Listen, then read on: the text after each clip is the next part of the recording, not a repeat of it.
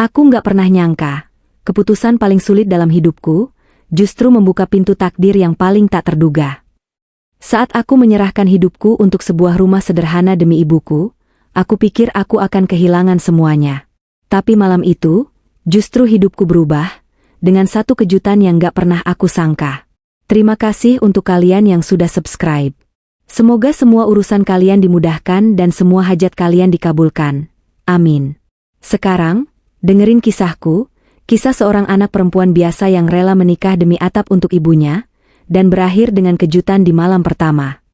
Namaku Lestari. Anak tunggal dari seorang janda tangguh yang sepanjang hidupnya bekerja keras membesarkanku sendiri. Kami tinggal di rumah kecil peninggalan ayah di pinggiran kota Bekasi, rumah tua dari kayu dan tembok, tak mewah tapi penuh kenangan. Di sanalah aku tumbuh, belajar, dan menyaksikan ibu menangis diam-diam di balik dapur setiap kali keuangan keluarga tak mencukupi. Aku bekerja sebagai staf kebersihan di sebuah hotel besar di Jakarta, sekitar 1,5 jam naik komuter lain. Gajiku UMR, tapi cukup untuk bantu bayar listrik, belanja dapur, dan kirim uang bulanan ke ibu. Hidup kami memang pas-pasan, tapi kami selalu bersyukur. Namun, hujan deras yang turun selama berhari-hari awal tahun itu mengubah segalanya. Air masuk dari celah atap, dinding bagian belakang rumah mulai mengelupas. Pagi-pagi, aku menemukan genteng jatuh tepat di atas meja makan. 2 hari kemudian, sebagian dinding ruang belakang runtuh. Kami terpaksa mengungsi ke rumah tetangga yang baik hati. Rumah kami tak lagi layak huni. Sementara dana, kami bahkan tak punya tabungan lebih dari Rp1.000.000. Ibu syok, aku panik, dan masa depan terasa kabur. Aku mencoba mengajukan pinjaman. Tapi dengan penghasilan pas-pasan dan status hanya sebagai cleaning service, tak ada yang percaya padaku. Bahkan koperasi pun menolak. Suatu pagi, setelah membersihkan lantai lobi hotel, aku dipanggil ke lantai atas oleh sekretaris kantor pusat. "Pak Gibran mau bicara," katanya. Aku langsung gugup. Gibran, pemilik hotel, pria muda tampan berwajah dingin yang jarang terlihat tersenyum. Kupikir aku melakukan kesalahan. Tapi saat masuk ke ruangannya, ia hanya duduk tenang dan menunjuk kursi di depannya. "Saya tahu kamu mengalami musibah, Lestari," katanya pelan. "Saya tahu rumahmu hancur. Dan saya juga tahu, kamu sedang butuh bantuan." Aku terpaku. Bagaimana dia tahu? "Saya tak akan bertele-tele," lanjutnya. "Kalau kamu mau, saya akan bangunkan rumah baru untuk ibumu. Tapi ada satu syarat." Aku menahan napas. Rasanya tubuhku membeku. "Saya ingin kamu menikah dengan saya." Aku nyaris menjatuhkan nampan yang kupegang. "Kita tidak perlu cinta-cintaan. Aku butuh pasangan untuk menutupi urusan pribadi. Anggap saja ini perjanjian. Kamu akan tetap punya privasi. Dan ibumu akan dapat rumah baru yang lebih baik dari sebelumnya." Aku tidak bisa berkata-kata. Dunia seakan berhenti. Apakah aku sedang ditawari jalan keluar, atau justru masuk ke jurang baru? Sepanjang perjalanan pulang malam itu, pikiranku seperti benang kusut. Kalimat Pak Gibran terus bergema di kepala, "Menikah denganku, dan aku akan bangunkan rumah baru untuk ibumu." Sederhana dalam kata-kata, tapi maknanya menghujam ke dasar harga diriku.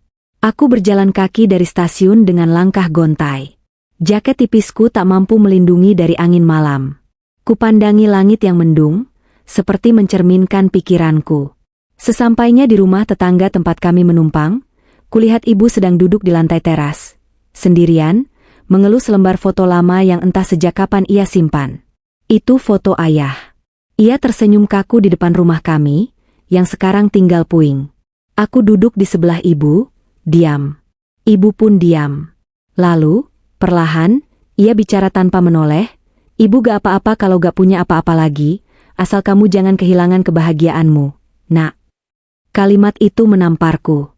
Karena justru saat ini, aku sedang mempertimbangkan untuk melepas kebahagiaanku sendiri demi satu-satunya orang yang ingin kulindungi. Tapi, apakah ini bentuk kasih sayang, atau kebodohan? Malam itu aku kembali sujud dalam sholat. Tapi berbeda dari biasanya, aku tak hanya berdoa. Aku menangis. Terseduh-seduh. Ya Allah, aku gak tahu harus pilih yang mana. Kalau aku menolak, ibuku akan terus menderita. Tapi kalau aku terima, aku sendiri yang mungkin akan hancur. Aku hanya ingin bahagiakan dia. Tapi aku takut kehilangan diriku sendiri. Setelah berjam-jam menatap langit-langit kamar kontrakan, aku akhirnya membuat keputusan. Esoknya aku kembali ke hotel dan menemui Pak Gibran di ruangannya. Wajahnya seperti biasa, tenang, sulit ditebak. Aku setuju, kataku pelan. Ia menatapku sejenak, lalu mengangguk. Baik, kita akan menikah secara sah di KUA. Aku tak akan menyentuhmu, tak akan mengekangmu. Kau hanya perlu menemaniku dalam urusan tertentu, acara keluarga, dan kebutuhan sosial. Anggap ini seperti perjanjian kerja. Setelah itu, kamu bebas. Aku mengangguk. Dalam hatiku, masih ada penolakan. Tapi lebih besar lagi, keinginan untuk melihat ibuku punya rumah yang layak. Tempat ia bisa tidur dengan damai. Meskipun itu berarti, aku harus menikahi lelaki asing yang tidak kucintai. Aku tidak tahu apa yang menunggu di depan. Tapi aku tahu satu hal, aku sudah memilih jalan ini. Dan sekarang, aku harus siap dengan segala risikonya. Hari akad itu datang lebih cepat dari yang kubayangkan. Dalam waktu seminggu, semua berkas lengkap, tanggal ditetapkan, dan surat pernikahan siap ditandatangani. Tak ada persiapan mewah. Tak ada fitting baju pengantin. Bahkan tak ada keluarga yang hadir. Hanya aku, Pak Gibran, 2 saksi dari kantor hotel, dan seorang penghulu. Aku datang mengenakan gamis putih pinjaman dari Mbak Linda, rekan kerjaku. Kerudung pun seadanya, hanya polos tanpa hiasan. Aku duduk bersimpuh di lantai KUA yang dingin, dengan tangan gemetar dan dada sesak. Tidak ada perasaan bahagia. Tidak ada getar cinta seperti yang dulu kubayangkan saat kecil, kalau suatu hari aku menikah. Pak Gibran mengenakan jas sederhana warna abu-abu. Wajahnya seperti biasa, tenang, nyaris datar. Tapi aku melihat sesuatu yang aneh di matanya, semacam kesungguhan, atau barangkali juga rasa bersalah. Gibran Hakim bin Syafiq, kata penghulu tegas, saya nikahkan Anda dengan Lestari binti Muhsin dengan mas kawin sebesar uang tunai Rp100.000 dibayar tunai. Dengan satu tarikan napas, dia menjawab, saya terima nikahnya Lestari binti Muhsin dengan mas kawin tersebut, tunai. Semuanya berjalan begitu cepat. Tak sampai 2 menit, aku sudah resmi jadi istri dari pria yang bahkan tak pernah kupanggil dengan akrab. Tanganku dingin. Kakiku lemas. Tapi wajahku harus tetap tegar. Karena aku memilih ini, untuk ibu. Setelah akad selesai, Pak Gibran menghampiriku di luar ruangan. Ia menyerahkan sebuah amplop coklat tebal dan kunci kecil di atasnya. Ini surat dan kunci rumah ibumu.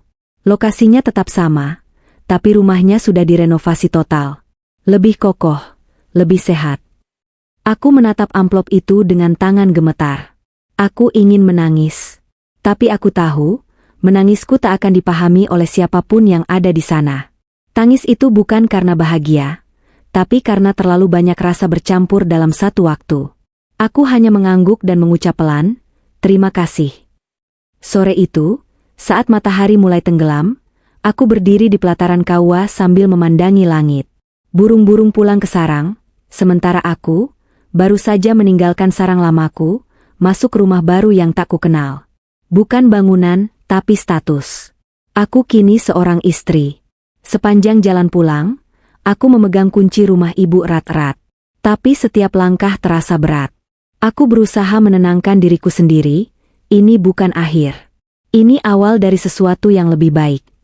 Tapi jauh di lubuk hati aku tahu, malam ini bukan hanya malam setelah akad, tapi malam pertama. Dan aku belum tahu, kejutan apa yang menungguku di balik pintu kamar hotel yang sudah disiapkan. Malam itu datang lebih cepat dari yang kubayangkan. Usai akad nikah yang dingin dan singkat, aku langsung dibawa oleh sopir pribadi Pak Gibran ke sebuah kamar hotel. Bukan kamar biasa, tapi salah satu kamar eksekutif suite di lantai tertinggi hotel tempatku dulu bekerja. Rasanya seperti mimpi yang terlalu asing. Baru kemarin aku bersih-bersih toilet di lantai ini. Kini, aku berdiri di ambang pintu kamar mewah, mengenakan gamis putih yang bahkan masih terasa hangat karena ketergesaan menggantinya. Tanganku menggenggam pegangan pintu. Jantungku berdetak kencang. Wajahku tegang, mataku sembab. Satu pertanyaan terus berdengung dalam kepalaku, apa yang akan terjadi malam ini? Aku memasuki kamar pelan-pelan. Lampu-lampu temaram menyala lembut. Aroma lavender dari diffuser di pojok kamar menguar, menenangkan namun sekaligus membuatku semakin cemas. Di meja kecil dekat tempat tidur, ada nampan berisi 2 cangkir teh jahe dan sepotong kue coklat. Tapi yang paling membuatku terdiam, adalah sosok Pak Gibran yang duduk di sofa dekat jendela besar. Ia masih mengenakan baju putih longgar, tanpa jas. Wajahnya serius, tapi tidak menakutkan. Ia menoleh saat mendengar pintu ditutup. "Kamu sudah makan?" tanyanya singkat. Aku menggeleng pelan. Suaraku tercekat. Ia berdiri, mengambil secangkir teh, dan meletakkannya di meja kecil di depanku. "Minum dulu, kamu kelihatan lelah." Aku tidak menyentuhnya. Tubuhku kaku. Dalam pikiranku, aku siap dengan apapun, bahkan hal paling buruk. Karena bukankah ini malam pertama? Tapi yang terjadi, justru sebaliknya. Setelah duduk beberapa saat dalam diam, Pak Gibran berdiri dan berjalan ke arah lemari kecil di sudut ruangan. Ia mengambil selimut tipis dan bantal, lalu kembali ke sofa. "Kamar ini cukup besar. Kamu bisa tidur di ranjang." "Aku akan tidur di sini," katanya tenang. Aku menatapnya bingung, takut itu hanya basa-basi. Tapi ia menambahkan, "Kamu tak perlu khawatir. Aku tahu kamu menjalani ini bukan karena cinta, tapi karena keadaan. Aku tak akan menyentuhmu. Kamu punya hak atas dirimu sendiri." Aku terdiam lama. Mataku berkaca-kaca. Selama ini aku takut. Aku pikir malam ini akan jadi malam paling gelap dalam hidupku. Tapi justru, ini malam yang paling sunyi dan tenang. Bukan karena romantis, tapi karena aku diberi ruang untuk bernapas. Aku masuk ke kamar mandi, menatap cermin dan melihat wajahku sendiri.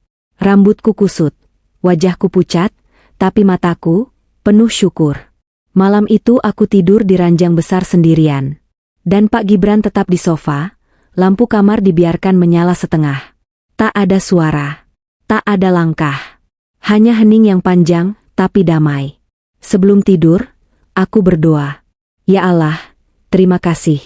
Aku tak tahu kenapa kau beri aku suami yang seperti ini. Tapi jika ini ujian, maka ini ujian yang masih bisa kuterima." Dan malam pertama yang kutakuti, ternyata adalah malam penuh kejutan. Keheningan yang hangat, jarak yang penuh penghormatan, dan seorang pria yang tak menyentuh tubuhku, tapi justru menyentuh perasaanku dengan caranya sendiri. Hari-hari setelah malam itu berjalan dengan ritme yang asing tapi menenangkan. Tidak ada pelukan pagi atau sarapan bersama seperti yang kubayangkan dalam pernikahan-pernikahan normal. Tapi juga tidak ada ketakutan atau tekanan. Kami hidup berdampingan seperti 2 orang asing yang bersepakat untuk saling tidak menyakiti. Pak Gibran, atau sekarang lebih sering kupanggil Mas Gibran, karena ibuku yang memintanya terdengar lebih hangat. Tetap seperti sebelumnya, tenang, disiplin, dan tidak banyak bicara. Tapi setiap gesturnya kini terasa berbeda. Lebih manusiawi. Ia tak pernah menanyai soal masa laluku. Ia tidak pernah ikut campur saat aku memilih kembali kerja sebagai asisten housekeeping. Meskipun sekarang aku secara teknis adalah istri pemilik hotel. "Kamu tetap bisa kerja kalau kamu mau. Aku nggak akan ganggu pilihanmu," katanya. Suatu sore, saat aku sedang menyapu balkon apartemen yang kini jadi tempat tinggal kami sementara, ia menghampiriku membawa 2 cangkir teh. "Duduk sebentar," katanya sambil menarik kursi rotan. Aku menurut, walau dalam hati masih canggung. Tapi sore itu langit begitu tenang. Angin pelan menyentuh rambutku, dan entah kenapa aku ingin mendengar apapun yang dia mau sampaikan. "Aku tahu kamu masih menjaga jarak," katanya pelan, dan aku mengerti. Aku juga bukan laki-laki baik dalam urusan perasaan. Tapi aku ingin bilang sesuatu, sejak malam pertama itu, aku merasa ringan. Aku menoleh pelan. Ia melanjutkan, "Karena untuk pertama kalinya, aku bisa berada di dekat seseorang, tanpa perlu merasa dicintai karena uangku. Kamu beda, Lestari. Kamu nggak pernah pandang aku sebagai bos. Kamu justru menatap aku seolah aku, bukan siapa-siapa." Kalimat itu menghantamku pelan, tapi dalam. Aku tak tahu harus jawab apa. Aku hanya menatap uap dari cangkir teh yang perlahan menghilang. Tapi hatiku hangat. Jauh lebih hangat dari tehnya. Hari demi hari, kami mulai saling terbuka. Aku mulai cerita tentang ayahku, tentang rumah yang hancur, tentang masa kecilku yang keras tapi hangat. Dan ia pun perlahan membuka dirinya. Tentang keluarganya yang hancur karena perebutan warisan. Tentang luka batin dari wanita-wanita yang hanya melihat kekayaannya. Aku mulai belajar bahwa orang dingin pun bisa punya hati yang nyeri. Dan orang asing pun bisa jadi satu-satunya yang membuatmu merasa aman. Beberapa malam kemudian, saat kami makan malam bersama di dapur kecil apartemen, ia tiba-tiba berkata, "Kalau kamu suatu hari jatuh cinta padaku, aku ingin itu terjadi bukan karena kamu merasa berutang, tapi karena kamu memang mau. Dan kalaupun kamu gak pernah bisa cinta aku, gak apa-apa. Aku akan tetap jaga kamu." Malam itu aku menangis diam-diam di kamar mandi. Tapi bukan karena sedih. Melainkan karena aku mulai percaya bahwa mungkin ini bukan hanya soal rumah untuk ibu, tapi juga tentang rumah untuk hatiku. Setahun telah berlalu sejak aku mengucap ijab kabul dengan Gibran di ruang sempit kantor KUA itu. Dan sungguh, kalau ada yang bertanya apa pernikahan kami masih seperti perjanjian dingin awal dulu, jawabanku, tidak. Banyak hal yang berubah. Tapi bukan karena waktu, melainkan karena kami mau memberi ruang untuk saling tumbuh. Rumah ibu kini berdiri kokoh. Catnya warna krem pucat, dengan jendela kayu dan pekarangan kecil di depannya. Ada pohon belimbing yang mulai berbuah, dan kursi rotan tempat ibu sering duduk sore-sore sambil menatap jalanan kampung. Setiap kali aku pulang dan melihat senyum ibu dari ambang pintu, aku tahu pengorbananku tak sia-sia. "Ibu bangga sama kamu, Tari," katanya suatu sore saat aku menyuapi beliau yang mulai sering sakit-sakitan. "Kamu sudah jadi perempuan yang kuat. Dan kamu berhasil tetap jadi dirimu sendiri." Aku memeluk ibu erat-erat. Dalam pelukannya, aku teringat malam-malam sunyi di awal pernikahan kami, saat aku tidur di sisi ranjang sambil menangis dalam diam. Semua itu kini terasa jauh, seperti mimpi buruk yang sudah lama lewat. Hubunganku dengan Gibran pun berubah. Perlahan, kami belajar menyentuh bukan hanya dengan tangan, tapi dengan hati. Aku mulai mengizinkan diriku untuk tertawa saat bersamanya. Menyandarkan kepala di bahunya saat kami nonton film bareng. Dan suatu malam, saat hujan turun deras, aku akhirnya menggenggam tangannya dan berkata, "Terima kasih sudah menghargai aku dari awal." Ia tak menjawab apa-apa malam itu. Tapi genggamannya cukup untuk membuat dadaku hangat. Gibran bukan suami sempurna. Ia tetap keras kepala, kadang terlalu diam, dan seringkali lupa ulang tahun. Tapi ia juga pria yang membuatkan teh saat aku flu. Yang membacakan aku pesan-pesan WhatsApp lucu dari temannya saat tahu aku sedang sedih. Yang tak pernah lupa mengingatkan, "Kamu boleh lelah, tapi jangan pernah ngerasa sendirian." Cinta itu ternyata tidak selalu lahir dari bunga, lilin, dan pelaminan mewah. Kadang, cinta tumbuh dari rasa aman. Dari penghormatan. Dari dua jiwa yang awalnya saling asing, tapi memilih untuk saling membuka, perlahan-lahan. Hari ini aku berdiri di depan rumah ibu.